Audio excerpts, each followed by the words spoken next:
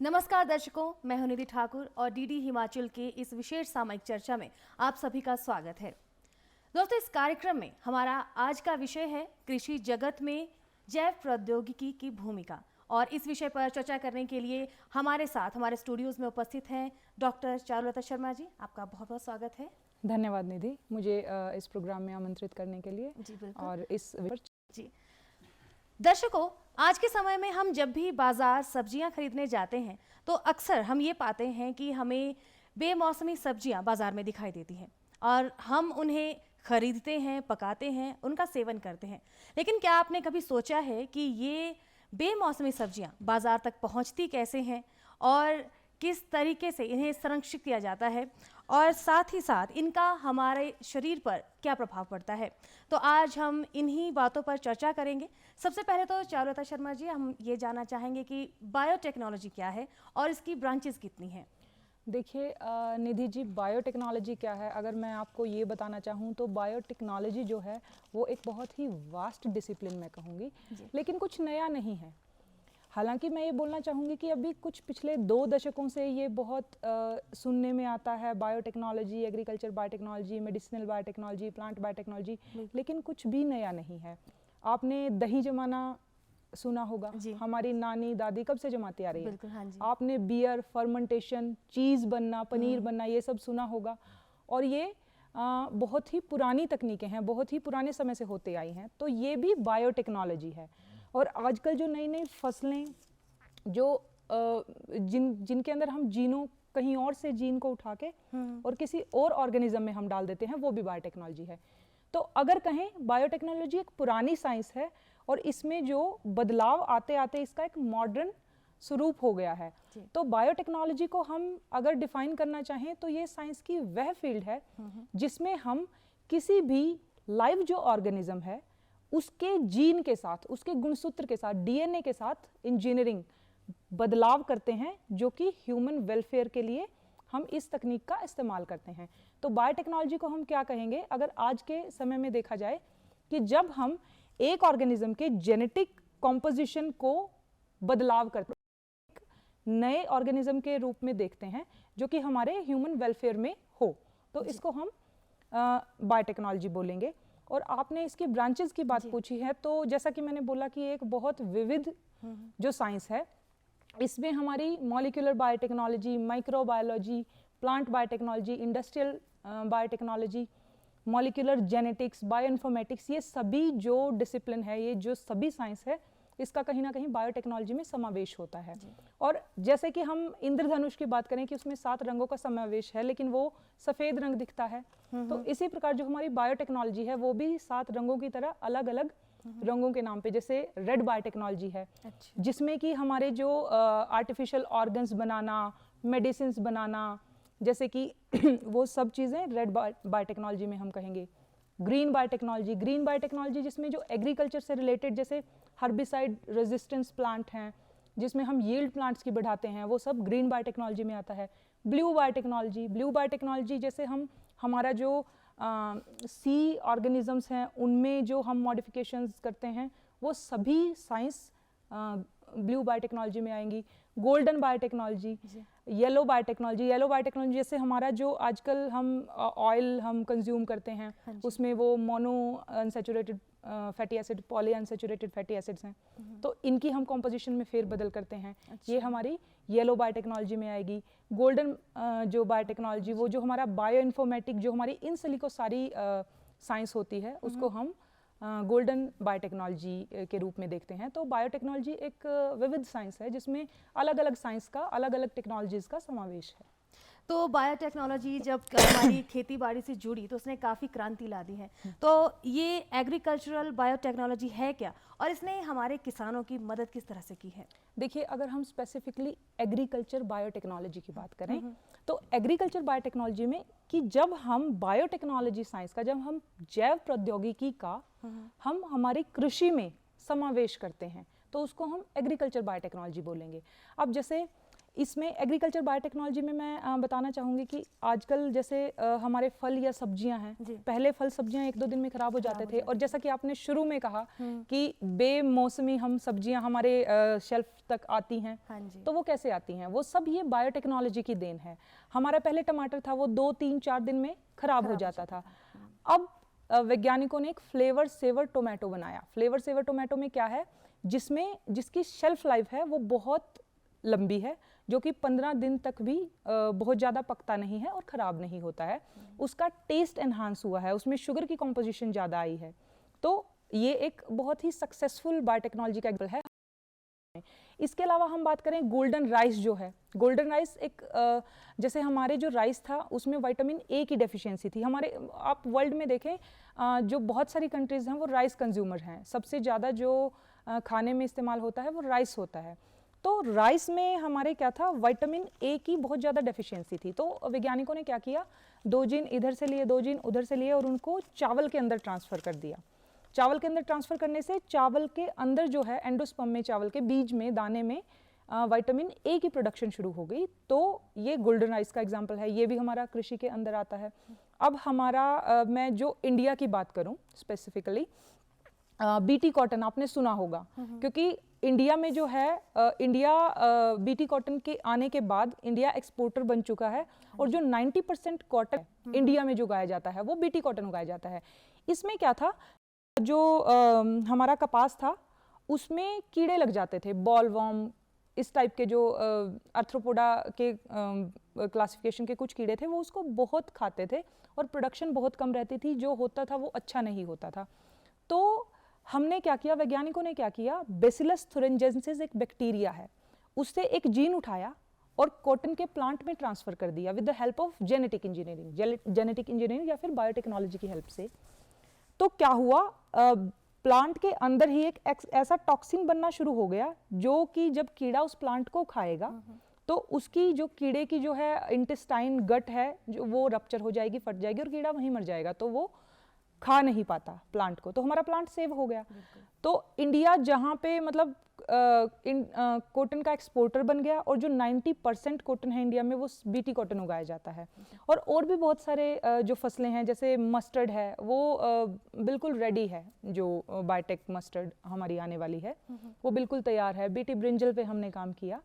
तो जो हम कहेंगे कि बायोटेक की बहुत सारी क्रॉप्स हैं उसमें, और अगर वर्ल्ड वाइड हम बात करें तो सोयाबीन, राइस, वीट, अब अलग अलग स्ट्रेसेस के लिए, अलग अलग प्रोडक्शन के लिए, अलग अलग गुणों के लिए हम बायोटेक्नोलॉजी की हेल्प लेते हैं और जीनों का समावेश करते हैं क्रॉप्स में, और अपने जो हमें जिस हिसाब से हमें फसलें चाहिए उस तरीके से हम उनको तैयार करते हैं with the help of biotechnology. तो जैसे आपने बताया कि चावल, टमाटर, सोयाबीन, आप इन्हें एडवांस्ड फीचर्स के साथ, मतलब बायोटेक्नोलॉजी की मदद से आप इनमें और ज़्यादा इम्प्रूवमेंट्स करते हैं। तो ये जो हम जब बेमौसमी, जो आप समझ सकते हैं हमारे अनाज है, अगर हम इन्हें खाते हैं तो इनका हमारे स्वास्थ्य पर असर क्या पड़ता है? देखिए निधि जी, अगर बेमौसमी सब्जियां या अनाज अगर मैं कहूँ, देखिए इसके ना कई कारण हो सकते हैं कि बेमौसमी सब्जियों या अनाज में कुछ पेस्टिसाइड्स वगैरह भी ज़्यादा इस्तेमाल होते हैं, तो उनका मैं नहीं यहाँ चर्चा करना चाहूँगी। मैं बायोटेक्नोलॉजिकल क्रॉप्स के बारे में, उनके अगर हम उनको खाते हैं उसके बारे में मैं ज़रूर बताना चाहूँगी, क्योंकि मेरा ये विषय है, तो मैं इसको बहुत अच्छे से शायद बता पाऊँ और आम जनता तक पहुँचा पाऊँ। और एज अ बायोटेक्नोलॉजिस्ट मेरा ये मैं अपना कर्तव्य समझती हूँ, अपना फर्ज समझती हूँ कि आम जनता जो है वो इसके बारे में अवेयर हो। आम जनता क्या सोचती है कि अगर हमने कॉटन, बीटी कॉटन हमने इस्तेमाल किया तो वो तो हमने पहना है कॉटन, वो तो हमारे अंदर जीन नहीं जाएगा, लेकिन अगर हमने बायोटेक्नोलॉजिकल कोई जीएम क्रॉप हमने खाई तो वो जीन हमारे अंदर चला जाएगा। तो निधि जी, मैं बताना चाहूँगी ये बहुत बड़ा मिथ है, ये बहुत मतलब गलत धारणा है ये। अगर ऐसे जीन ट्रांसफ़र होते तो हमारे एनवायरनमेंट में जो जिन बैक्टीरिया से हम जीन ले रहे हैं, क्रॉप्स में डाल रहे हैं, मॉडिफिकेशन कर रहे हैं, वो बैक्टीरिया तो हमारे सराउंडिंग में घूम रहे हैं। अगर ऐसे जीन ट्रांसफ़र होता तो वहाँ से हमारे अंदर चला जाता। तो ऐसा नहीं है कि अब हम जीएम क्रॉप खाएंगे तो वो जीन हमारे अंदर ट्रांसफ़र हो जाएगा। और मतलब एक और मैं बात बताना चाहूँगी, देखिए जीन है, कोई भी किसी भी चीज़ के लिए हमने जीन डाला, जीन डायरेक्ट कहीं नहीं जाता। जीन से क्या बनता प्रोडक्ट? प्रोटीन बनता है, और वो प्रोटीन हमारे लिए, जैसे मैंने गोल्डन राइस का आपको बताया, गोल्डन राइस में क्या है, विटामिन ए बनेगा, ठीक है। विटामिन ए का हम विटामिन ए की जरूरत है ना कि उन जीन्स की जो हमने उसमें चावल में डाले थे। तो प्रोडक्ट क्या है, विटामिन ए है, हम कंज्यूम करेंगे विटामिन ए को। तो उससे पहले हम कोई भी फ्रूट है, कोई भी वेजिटेबल है, कोई भी क्रॉप है, उसकी प्रोसेसिंग होती है। हम गेहूं को कच्चा तो नहीं खा जाएंगे, हम चावल को ऐसे तो नहीं खाएंगे, बना के, पका के, उबाल के खाएंगे। तो वैसे भी प्रोसेसिंग में कोई भी प्रोटीन है या जीन्स है वो हम तक एज सच नहीं पहुंचते। और मैं आम जनता को या सबको ये बताना चाहूँगी कि अगर हम जीएम क्रॉप अडॉप्ट करते हैं तो उसमें हमारे स्वास्थ्य को कोई नुकसान नहीं है। और इस तरीके से तो खासकर कि जीन हमारे अंदर चला जाएगा, क्योंकि लेमैन क्या सोचता है, बैक्टीरिया का जीन डाला हुआ है तो वो बैक्टीरिया का जीन मेरे अंदर चला जाएगा। तो दर्शकों, ऐसा बिल्कुल नहीं है कि अगर हम जीएम क्रॉप को अडॉप्ट करेंगे तो वो हमारे अंदर जाएगा। ये एक गलत धारणा है और इसको समझना बहुत ज़रूरी है। अगर ऐसे जीन जाता तो फिर कॉटन से भी चला जाता। और जो हमारी इंडस्ट्री है, जो हमारे ब्यूटी प्रोडक्ट्स हैं या फिर मेडिसिन्स हैं, उनमें तो मतलब डायरेक्ट रोल है बायोटेक्नोलॉजी का। अभी जैसे मैं बताना चाहूँगी, कोविड का इतना भयंकर दौर चला, तो कोविड में जो अभी ये हमारी वैक्सीन्स आई हैं कोविड की, तो उनमें भी हमने जो ह्यूज अमाउंट पे, जैसे टेस्टिंग और उस लेवल पे अलग बात होती है, जब बड़ी मात्रा में प्रोडक्शन होता है, जब इंडस्ट्रियल स्केल पे प्रोडक्शन होता है, तो हम ये बायोटेक्नोलॉजी और इनकी हेल्प लेते ही हैं, क्योंकि फर्मेंटेशन भी बायोटेक्नोलॉजी की एक एप्लीकेशन है। तो अगर हम वैक्सीन बना रहे हैं, उस प्रोसेस से गुजर रहे हैं, तो बायोटेक्नोलॉजी तो कहीं ना कहीं एसोसिएट हो गई है। तो बायोटेक्नोलॉजी क्या है, ये एक एडवांसमेंट है। साइंस वही है, दही जमना बायोटेक्नोलॉजी थी, पनीर बनना बायोटेक्नोलॉजी थी, अचार बनना बायोटेक्नोलॉजी थी, लेकिन समय के साथ हमने उसमें मॉडिफिकेशन करके उसको नया स्वरूप दिया है और वो हमारे स्वास्थ्य के लिए कतई हानिकारक नहीं है। तो किसानों को आप किस तरीके से कन्विंस करते हैं कि आप बायोटेक्नोलॉजी, जो एग्रीकल्चर बायोटेक्नोलॉजी है, आप उसे ही अपनाएं और पारंपरिक खेती जो है आप उसको कम करें? कुछ नहीं नहीं नहीं निधि जी, हम ऐसा किसानों को रिकमेंड नहीं करते कि वे पारंपरिक तरीके से खेती ना करें।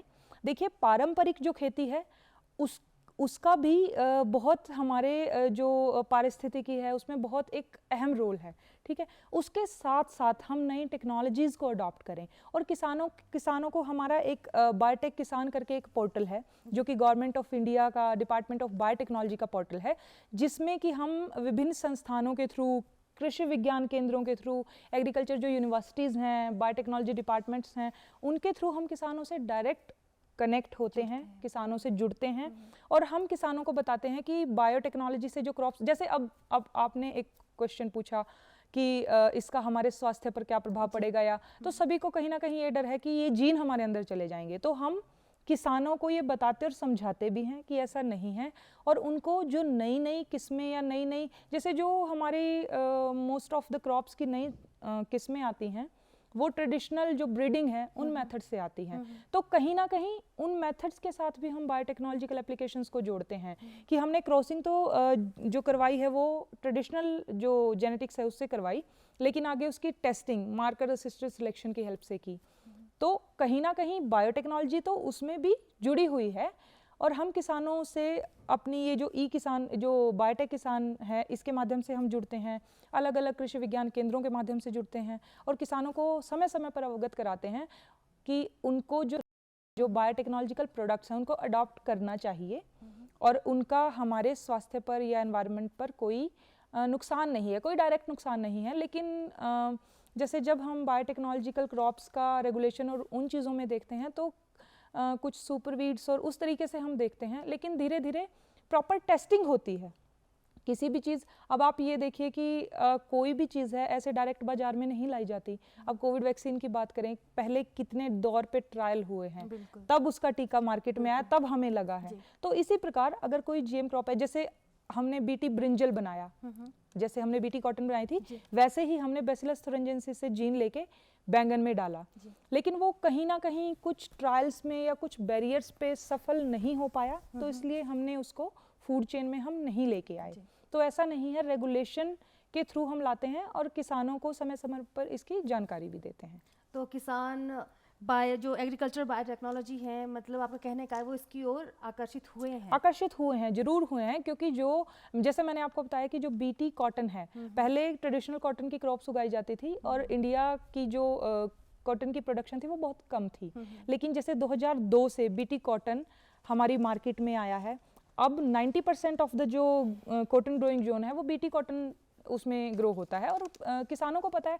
अब आप ये देखिए किसान को किस चीज़ से मतलब है, किसान को प्रोडक्शन से, बिल्कुल, ठीक है, फसल फसल चले, अच्छी हो, हाँ, ठीक है, उसमें कोई कीड़ा ना लगे, लगे। दवाइयाँ कम इस्तेमाल हों, एनवायरनमेंट को नुकसान ना हो। बिल्कुल, बिल्कुल। अब देखो बीटी कॉटन में क्या है, कीड़ा लगेगा ही नहीं, कीड़ा उसको खाएगा तो मर जाएगा, तो दवाई नहीं डालनी पड़ेगी। अब दवाई का क्या है, किसान की पॉकेट पर भी असर पड़ता है बिल्कुल, और उसी की हमारे उसकी एनवायरनमेंट पूंजी पर वही भी, है। हाँ पूंजी हाँ, वही है, हाँ जी, एनवायरनमेंट पे भी उसका बिल्कुल। सीधा प्रभाव है। तो ऐसा नहीं है, किसान धीरे धीरे इसको अडॉप्ट करते हैं। तो आपको क्या लगता है कि कृषि जैव प्रौद्योगिकी का भविष्य क्या है हाँ, आने वाले समय में? निधि अगर निधि जी मैं इसके फ्यूचर की बात करूं, भविष्य की बात करूं, तो ऐसा नहीं है। जो जैव प्रौद्योगिकी है वो हर दिशा में काम कर रही है, चाहे वो आप हमारे इंडस्ट्री में देखें, हमारे आप उसको चाहे जैसे मैंने आपको बताया ग्रीन बायोटेक्नोलॉजी, ब्लू बायोटेक्नोलॉजी, हर सेक्टर में, आप एग्रीकल्चर में देखें, आप इंडस्ट्री में देखें, आप मेडिसिन में देखें, आप हेल्थ केयर में देखें, तो हर जगह पे बायोटेक्नोलॉजी की अपनी अपनी एप्लीकेशंस हैं। और बायोटेक्नोलॉजी जैव प्रौद्योगिकी जो है उसमें सफलता से हर दिशा में जा रही है, बढ़ रही है और काम कर रही है। अब जैसे क्लोनिंग है, जैसे ह्यूमन क्लोनिंग पर तो चलो बैन है, लेकिन एनिमल क्लोनिंग बहुत हाँ बहुत सक्सेसफुल। अभी जैसे एनडीआरआई एक संस्थान है हमारा भारत सरकार का, आईसीआर का, वहाँ पे जो भैंस है गरिमा, डॉली, वो क्लोन, डॉली शिप थी, सॉरी मैंने डॉली बोला, डॉली शिप थी जो कि बाहर इंडिया में जिसका मतलब प्रोडक्शन नहीं हुआ था, जो गरिमा है और लक्ष्मी है, वो हमारी एनडीआरआई जो करनाल में स्थित है संस्थान, उसमें भैंस की क्लोन वो भैंसें हैं। और वो ये तो हमारा जो एनिमल सेक्टर है वहाँ पे बात अगर हम करें तो ये एग्जांपल हैं। अगर हम प्लांट्स की बात करें तो टिश्यू कल्चर है। टिश्यू कल्चर से जैसे आजकल क्या है, नए नए पौधों की वैरायटीज़, नए नए, जैसे हमारा एप्पल है, पहले जो एप्पल होता था उसको कट करते थे वो हार्डली 2, 3, 4, 5, 10 मिनट में ब्राउन हो जाता था। तो आजकल जो है हमारा एक आर्कटिक एप्पल के नाम से, वो भी एक बायोटेक्नोलॉजी है, ट्रेडिशनल जो ब्रीडिंग है उसकी हेल्प से एक एप्पल हम लोगों ने मतलब वैज्ञानिकों ने तैयार किया है, जिसमें कि अभी आप उसको आधा 1 घंटा 2 घंटे भी रखेंगे कट करके तब भी उसकी ऑक्सीडेशन नहीं होगी। फर्क ज़्यादा नहीं पड़ता, लेकिन एक अट्रैक्शन होता है, कंज्यूमर को अट्रैक्ट भी तो करना होता है ना प्रोडक्ट्स के लिए। जैसे पहले आप रोज़ देखें तो रोज़ सिर्फ हमने रेड या पिंक कलर में रोज़ देखा होगा, आजकल कार्नेशन में ब्लू कलर का रोज़ है, ब्लैक कलर का रोज़ है। तो वही है कि हर सेक्टर में बायोटेक्नोलॉजी का अहम योगदान है और बायोटेक्नोलॉजी बहुत ही सफल तरीके से आगे भी बढ़ रही है। आजकल तो नई नई जो बायोटेक्नोलॉजी की स्कीम्स हैं, नई नई जो बायोटेक्नोलॉजी की ब्रांचेज हैं, उनमें नए इरा ओपन हो रहे हैं। जैसे मैं बात करूंगी बायो इन्फॉर्मेटिक्स की, तो बायो इन्फॉर्मेटिक्स, मेटाबोलॉमिक्स, जेनेटिक, जैसे इंजीनियरिंग की हम बात करें उसमें इन सिलिको स्टडीज़। हाँ, मैं क्या कहना चाहूँगी कि जैसे किसी भी ऑर्गेनिज्म, किसी भी प्लांट, किसी भी हम एनिमल या किसी की भी बात करें, हम उसका पूरा जीनोम हम सीक्वेंस कर सकते हैं, पूरे उसके जो भी उसमें जीन्स हैं, जो भी उससे जैसे प्रोटीन्स बन रहे हैं, जो भी उससे आगे प्रोडक्ट्स बन रहे हैं, उसको हम एक लाइक इन सिलिको स्टडीज से हम सब कुछ जान सकते हैं। तो इतनी जो है प्रोग्रेस वो बायोटेक्नोलॉजी ने कर ली है और आने वाले वर्षों में और भी हम इसमें तरक्की करेंगे। तो बायोटेक्नोलॉजी के बारे में आपने काफ़ी कुछ बताया, लेकिन ज़रा इस पर बताइए कि ये जेनेटिक इंजीनियरिंग क्या है? जेनेटिक इंजीनियरिंग, हाँ, तो बायोटेक्नोलॉजी और जेनेटिक इंजीनियरिंग, देखिए अगर मैं कहना चाहूँ तो इनको हम सिनोनिम कह सकते हैं, या फिर जेनेटिक इंजीनियरिंग को मैं बायोटेक्नोलॉजी की एक ब्रांच भी कह सकती हूँ। जेनेटिक इंजीनियरिंग क्या है, जब हम जीन्स में, जब हम किसी भी एनिमल के, प्लांट के या ऑर्गेनिज्म के जेनेटिक मेकअप में, जीन में, गुणसूत्र में या डीएनए में फेरबदल करते हैं। जैसे अब मैंने जो बीटी कॉटन का एग्जांपल दिया कि कॉटन का प्लांट था, उसके जीन का एक समूह था, उसकी एक प्रॉपर संरचना थी, उसमें हमने क्या किया, बैक्टीरिया से, बैसिलस थुरिंजेंसिस से 3 जीन उठाए और उसमें डाल दिए। तो ये क्या हुआ, हमने जो प्लांट है, बीटी कॉटन है, मतलब जो कॉटन है, कॉटन प्लांट को हमने बाहर से जीन उठाए और उसमें डाल दिए और उससे एक नया प्लांट तैयार कर दिया। तो ये हुई जेनेटिक इंजीनियरिंग कि हमने कुछ जीन इधर से उठाए, कुछ जीन कहीं और से उठाए और उनको हमने इकट्ठा करके एक नया ऑर्गेनिज्म तैयार किया, नया प्रोडक्ट तैयार किया। ये है जेनेटिक इंजीनियरिंग। तो अगर हम जेनेटिक इंजीनियरिंग की जो RDNA technology, recombinant DNA technology, जो कि हमने बहुत 30 साल पहले जो की थी, वो उस बायोटेक्नोलॉजी, उस जेनेटिक इंजीनियरिंग की हेल्प से आज हम बड़े बड़े प्रोडक्ट्स, बड़ी बड़ी पूरी क्रॉप्स तैयार कर रहे हैं हर सेक्टर के लिए, हर ट्रेड के लिए। जैसे आजकल आप देखें कि जो हमारा क्लाइमेट चेंज है, हर जगह क्लाइमेट चेंज की बात होती है। आज देखिए हिमाचल की मैं बात करूंगी तो पिछले 2 दिन कितनी ज़्यादा गर्मी रही है, और आज ऑल ऑफ सडन बर्फ पड़ी है, ओले गिरे हैं। तो ये क्या है? क्लाइमेट चेंज है। अब क्लाइमेट चेंज का हमारी फसलों पर या हमारे एनवायरनमेंट पर डायरेक्ट प्रभाव है। अब जो ये क्लाइमेट चेंज हो रहा है, इसके प्रभाव को कोप अप करने के लिए हमें नई नई फसलें भी तो बनानी पड़ेंगी। सूखे से जो सूखे को टॉलरेट कर सके, जो बाढ़ को टॉलरेट कर सके, जो गर्मी को टॉलरेट कर सके, जो कोल्ड स्ट्रेस को टॉलरेट कर सके।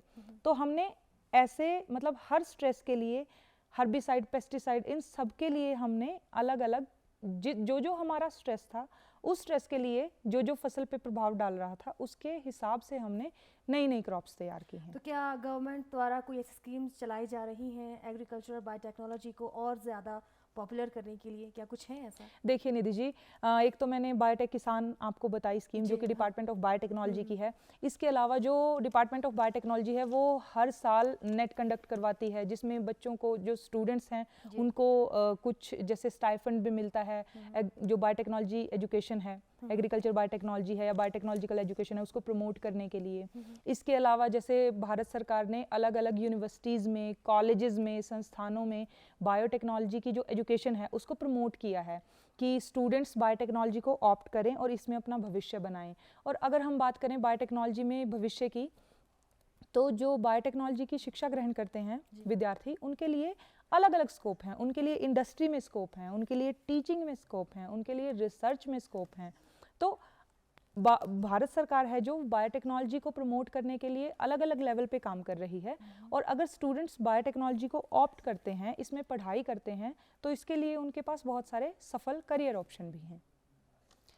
तो अगर आप ये कहें कि जैसे आपने कहा कि यंग माइंड्स को काफ़ी अपनी ओर अट्रैक्ट कर रहा है, तो इसमें करियर अपॉर्चुनिटीज़ तो बहुत ज़्यादा हैं, लेकिन अगर मान लीजिए यूथ इसमें जाता है, इस फील्ड को चुनता है, तो होता ही है कि आज का यूथ ये चाहता है कि जहाँ वो जिस फील्ड में वो पढ़ाई कर रहा है वहाँ से उसकी अर्निंग बहुत अच्छी। तो इसमें अर्निंग का प्रोसेस क्या रहता है? जी निधि जी, देखिए मैं यंग माइंड्स को, यूथ को मैं बताना चाहूँगी कि ऐसा नहीं है कि बायोटेक्नोलॉजी की पढ़ाई करके आप सिर्फ जॉब्स की सर्च करें, या फिर आप सिर्फ कि जो ऑलरेडी एग्जिस्टिंग जो लाइंस हैं उनका चुनाव करें। बायोटेक्नोलॉजी की हेल्प से आप, जैसे टिश्यू कल्चर है, आजकल तो नए स्टार्टअप, बायोटेक्नोलॉजी जो डिपार्टमेंट ऑफ बायोटेक्नोलॉजी है वो नए स्टार्टअप के लिए अच्छा खासा ग्रांट देता है।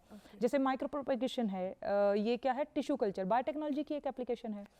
तो इससे हम, हमारे जो जिन्होंने इस क्षेत्र में पढ़ाई की है बायोटेक्नोलॉजी में, वो अपना, जैसे हम हिमाचल की बात करें, ये फ्रूट्स के लिए फ्रूट डोमिनेटिंग हम कहेंगे स्टेट है, और स्पेशली सेब के लिए। तो माइक्रो प्रोपेगेशन में से हम, जैसे कुछ जगहों पे हमारी यूनिवर्सिटीज़ या हमारे KVKs माइक्रो प्रोपेगेशन से अच्छी जो सेब की वैरायटी है उनका प्रोडक्शन कर रहे हैं। और आप देखिए सेब का एक पौधा 150 से 200 रुपए में मिलता है। तो माइक्रो प्रोपेगेशन में थोड़े समय में बहुत ज़्यादा प्लांट्स बनाए जा सकते हैं। और टिश्यू कल्चर की हेल्प से उनको बहुत, जैसे उनको उचित तापमान और उन सब कंडीशंस पे हम कम समय में और अधिक प्रोडक्शन करके अधिक कमाई भी कर सकते हैं। तो वही है मेन बात की अर्निंग होनी चाहिए। तो भारत सरकार भी न्यू इनिशिएटिव्स के लिए, नए स्टार्टअप के लिए ग्रांट्स भी देती हैं, और बाकी और भी करियर ऑप्शन है कि जैसे मैंने आपको ये माइक्रो प्रोपेगेशन वाला बताया। इसके अलावा जैसे डेयरी इंडस्ट्री में है, चीज़ प्रोडक्शन है, इनमें भी अलग अलग स्टार्टअप स्टूडेंट्स देख सकते हैं career, as a career option.